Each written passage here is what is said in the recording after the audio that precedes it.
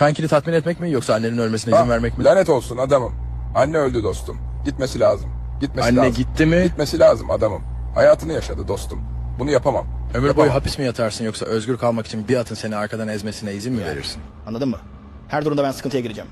O yüzden atın beni becermesine izin vereceğim kanka.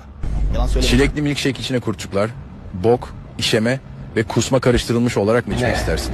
Yoksa içinde kan olan kullanılmış bir kondomu çiğnemek mi? Kurtçuklar bütün gün. Kurtçuklar Evet. kurtçukların üstü tamamen sperm olacak. Ne oluyor lan? Her şey kötü. Biliyorsun değil mi? Her şey kötü. Hayır. O şey tamamen kötü. O ekstra şeyi sen ekle. 500 milyar dolar için ishalli boklu bir sandviç yer miydin? 500 milyar dolara mı? Kendim sıçacağım o lanet olası şeye. Bunun üstüne kim çıkabilir? Ama ben sandviçe kimin sıçacağına karar verebilir miyim? Evet. Kim üstüne yapsın istersin? Gezalya. Bizde var.